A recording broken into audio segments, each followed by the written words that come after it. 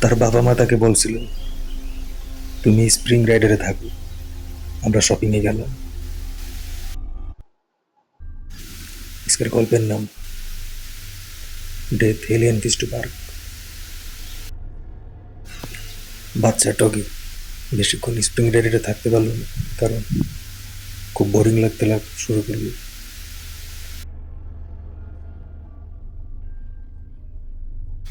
তারপর সে দৌড়ে চলে গেল লং রুটের মাঠে।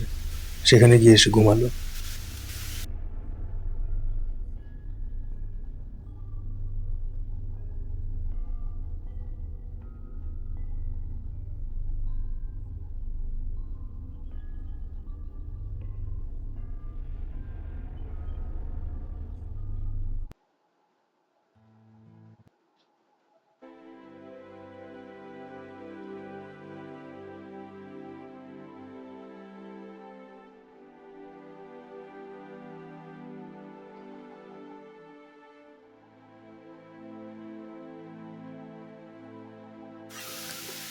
তার বাবা মা ছিল শপিং কমপ্লেক্সে।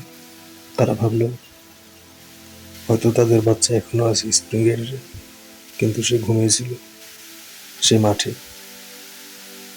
তার বাসা ছিল অনেক দূরে, সে মাঠে যেই পার্কে ঘুমিয়েছিল তা ছিল তার বাসা হতো অনেক দূরে।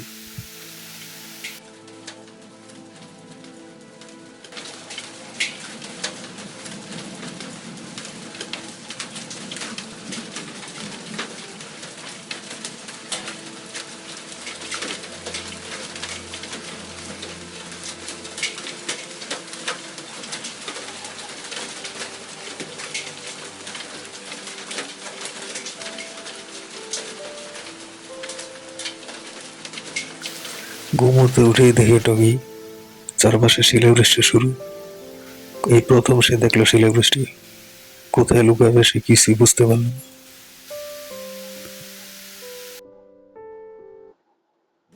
পেপসোডেন্ট সেন্সিটিভ এক্সপার্টের 140 গ্রাম প্যাকের সাথে একটি টুথব্রাশ ফ্রি।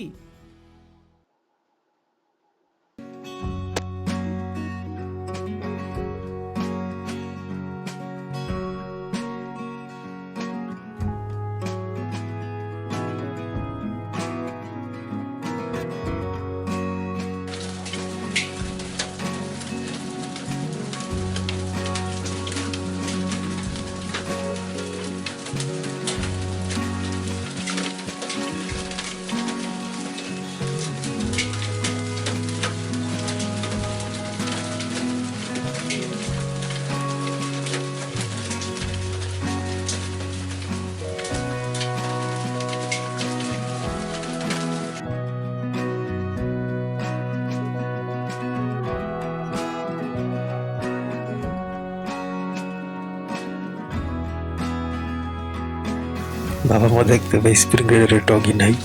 তারা খুব ভয় পায়, কোথায় গেল টগি। তার বাবা মা যখন শপিং কমপ্লেক্সের জানলা থেকে দেখতে পায় স্প্রিং রাইডারে তাদের বাচ্চা টগি নাই, তখন তারা বুঝে, খুব চিন্তিত হয় কোথায় গেছে টগি।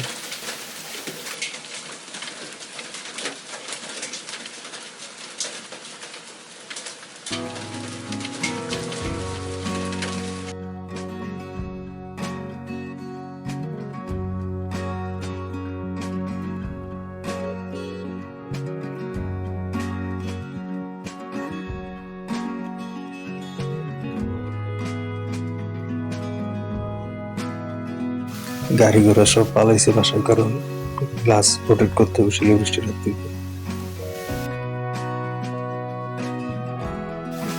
হঠাৎ টগি দেখতে পায় একটা ছোট্ট কুকুরের বাসা। সেটার ভিতরে সে আশ্রয় লাভ করে। সে বাঁচতে পারলো শিলাবৃষ্টির হাতে।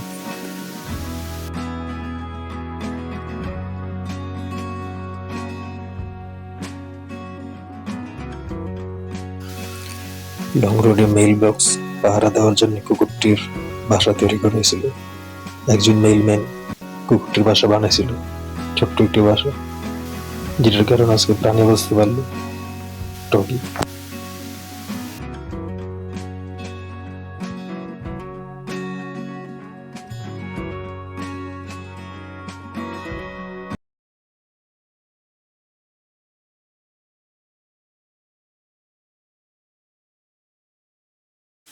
শিলাবৃষ্টি শেষ হওয়ার পর টকি বাড়ি চলে আসলো।